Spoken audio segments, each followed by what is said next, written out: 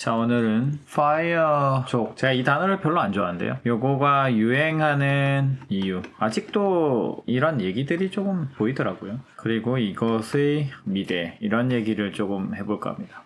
일단 저는 파이어족이라는 말이 왜 유행을 할까를 고민을 많이 하고 있습니다. 사실 일에 대한 관점이 좀 달라서 그런 게 아닌가라고 생각하고, 기초 공사가 애초에 잘못된 건축물이 아닌가라는 생각을 하거든요. 이게 무슨 말이냐 하면, 직업을 정할 때 저는 되게 고민을 많이 했었습니다. 제가 종종 잡담 코너에 녹음을 했던 내용을 보면은, 우리는 한 가지 정해진 길을 얼마나 더 올라가느냐만 고민을 했지 과연 어디로 갈지에 대한 고민을 안 했다라는 거죠. 우리가 정해놓은 전공, 그 전공조차도 우리가 어떻게 보면은 좀 점수에 맞춰간 사람이 대다수였다고 볼 수 있고, 일단 그 전공에 대해서 잘 알지도 못하죠. 저도 그랬거든요. 제가 전공했던 전기전자공학부가 과연 무슨 일을 하는 것인지에 대해서 충분히 알 기회는 없죠. 이런 걸 하겠다 정도지. 근데 그게 마치 스노볼처럼 굴러가서 나의 직업을 결정하게 되고, 그 직업이 또 굴러가서 내 방향이 저절로 이렇게 결정된 경우가 대부분이지 않나 라고 생각합니다. 저는 다행히 운 좋게 어느 한순간에서 고민을 하다가,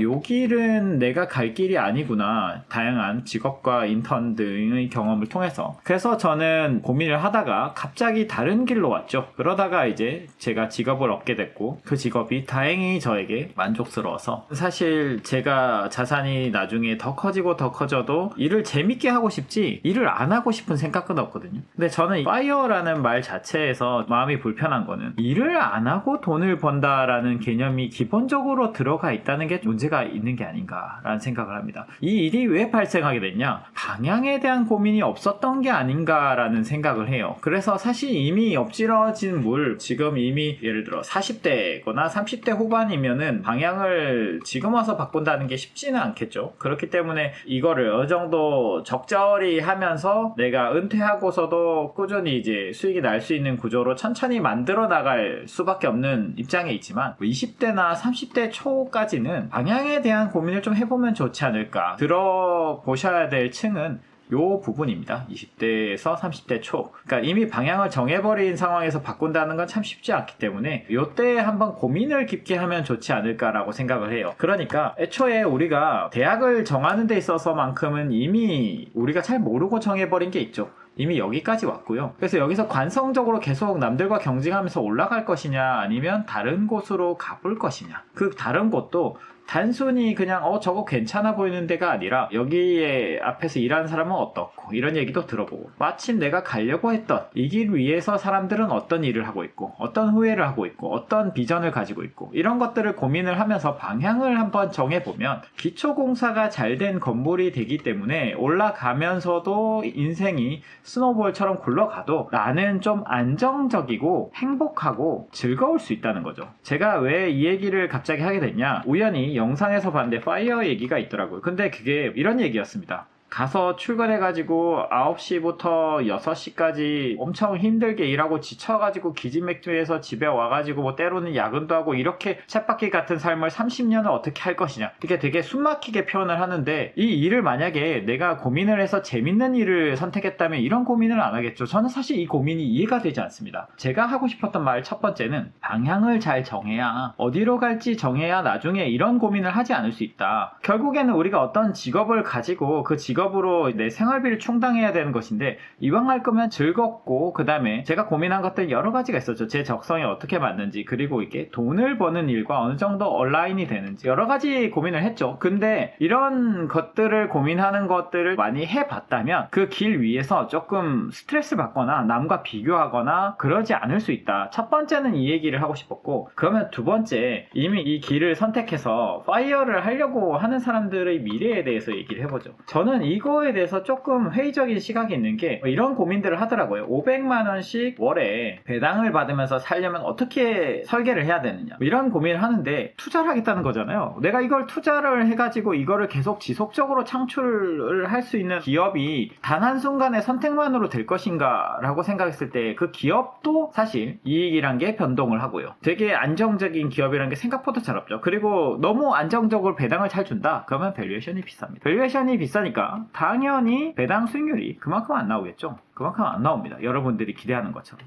그리고 그 좋은 회사조차도 플럭추에이트 합니다. 그러니까 내가 생각하는 것만큼 이게 굉장히 꾸준히 나온다는 건 부단한 노력을 통하지 않고서는 할 수 없다. 그러니까 결국엔 뭐예요? 제가 생각하기에 여러분들이 노후에 안정적으로 살아야지 하는 그 안정성이란 건 굉장한 노력에서 나온다. 그러니까 세상에 공짜는 없어요. 그렇게 공짜가 있으면 누구나 할 수 있고 그 전략이 당연히 통하지 않겠죠. 모두가 이거에 되는 전략을 발견을 했다고 해보죠. 그럼 그 발견한 전략을 모두가 하려고 할 거기 때문에 배당 수익률이 낮아지든 밸류에이션이 높아지든 어쨌든 내가 거기서 얻을 수 있는 일들 자체가 낮아지죠. 당연히 누군가 발견했다 그러면 또 거기에 과하게 몰리면서 내가 그만큼의 수익을 낼 수 없고 그러면 또 다른 곳으로 이동을 해야 되는 그런 상황이 되는 겁니다. 뭐랄까요, 저는 이제 우리나라의 금융교육이 좀 진짜 잘 안 돼 있다고 저는 많이 생각하거든요. 요즘에 그나마 2020년에 많은 사람들이 투자의 세계로 뛰어들어왔고 주식 투자, 그래서 점점 좀 바뀌고 있다고 생각을 해요. 특히 이제 부동산, 저는 이런 생각 많이 하거든요. 부동산이 너무 많은 포션을 차지하고 있어서 우리나라는 금융교육이 좀 안 돼 있다. 금융시장이 덜 발달되어 있다. 다양한 얘기를 하죠. 뭐 지배구조가 어쩌고 이런 얘기를 다 하지만 저는 그냥 돈만 봤을 때 이 문제가 가장 크다고 봐요. 부동산이 돈이 되니까 누구도 복잡한 주식을 투자하지 않으려고 하는 거죠. 근데 만약에 부동산이 돈이 안 된다고 다들 생각하면 이 돈들은 어디로 갈까요? 여러분들이 생각하는 코인도 있을 수 있겠죠. 뭐 여러 가지 미국 주식도 있을 수 있겠지만 당연히 국내 주식 투자가 더 커질 수 있다고 생각합니다. 이 얘기는 원래 논지에서 좀 벗어나긴 했는데, 그래서 원래 얘기로 다시 돌아가면 이 금융교육에 대해서 잘 이루어지지 않았기 때문에 이런 뭐랄까요, 이게 배당주로 세팅한다 라던가 파이어를 하기 위해서 어떻게 노력을 한다 라는 말들이 아직까지도 죽은 무슨 시체가 계속 이어지는 좀비 마냥 컨셉이 계속 이어지고 있는데, 저는 이게 굉장히 잘못된 컨셉이라고 봅니다. 무언가를 달성을 하고 어느 정도 리턴을 얻으려면 그만한 노력이 당연히 있어야 됩니다. 리스크를 감당해서 리턴이 나오는 것도 이 리스크를 감당하기 위한 노력이 있어야 돼요. 내가 이걸 갖다가 공부를 계속 해가지고 리스크를 어떻게 하면은 미니마이즈 할 수 있을까, 얼마나 리스크를 축소시키면서 내가 리턴을 잘 얻어낼 수 있나라는 거를 매번 고민을 해야 성과가 나오는 건데, 그냥 나는 정말 이 쳇바퀴 같은 삶이 싫고 경제적 자유를 달성할 수 있을까, 이 말도 되게 싫어하거든요. 저는 경제적 자유라는 말 자체를 굉장히 싫어합니다. 남들이 보면 예를 들어 100억을 달성했던 1000억을 달성했던 뭐 1조를 달성한 사람들이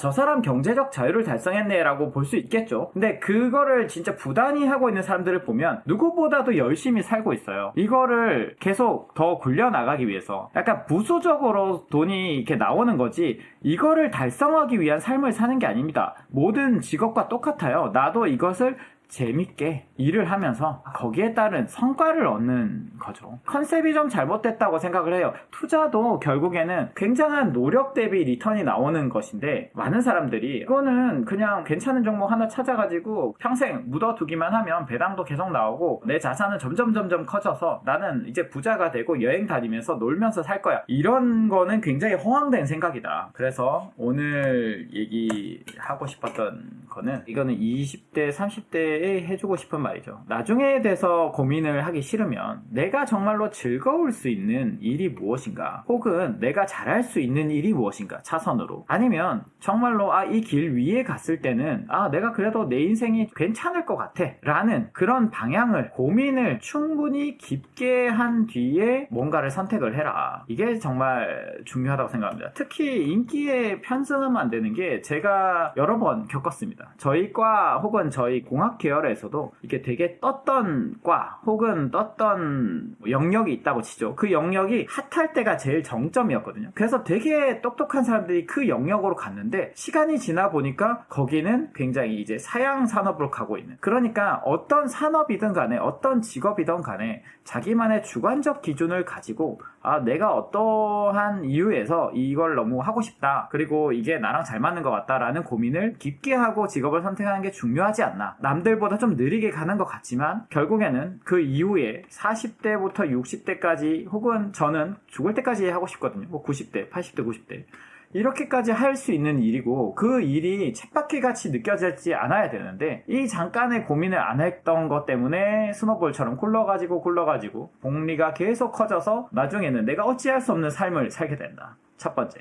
두 번째, 만약에 이제 30대 후반이고 이제 40대 정도라고 생각을 하죠. 그래서 여러분들이 어느 정도 내가 노후에 행복한 삶을 살고 싶어서 자산 관리를 하고 싶다 하면 노력 대비 리턴이라는 개념을 반드시 숙지했으면 좋겠습니다. 공짜로 자본만 있으면 어느 정도 그냥 어디 배치해가지고 따박따박 배당 받으면서 살아야지라는 것 굉장히 잘못된 환상이다. 그 배당주라는 회사도 언제까지 배당을 줄지도 모르거니와 이익을 어떻게 할지, 배당 성향이 어떻게 바뀔지도 모르고 어떻게 바뀔지는 누구도 몰라요. 그렇기 때문에 그거를 따박따박 받는다는 생각을 하는 건 정말 바보 같은 생각이고, 충분한 공부를 통해서 내가 내 자산을 어떻게 관리해 나갈 건지에 대한, 그리고 그 관리하는 게 나랑 맞아야 되죠. 만약에 내가 다른 직업이 더 재밌고 투자가 나한테 그렇게 재미가 없으면 이거는 펀드에 맡기는 게 낫습니다. 제가 말씀드렸다시피 인덱스 하셔도 되고 굉장히 잘하는 간접 투자 펀드에 맡겨도 되죠. 무엇보다 내가 남은 시간을 즐겁게 살 수 있는 삶을 사는 게 중요하다. 저는 우연히 투자가 저한테 잘 맞았지만 모두가 그게 다 잘 맞으리란 보장이 없죠. 그렇기 때문에 여러분들이 잘 맞는 직업을 하면서 자산이 불어나는 건 부수적으로 생각했으면 좋겠다. 이 얘기를 하고 싶었습니다.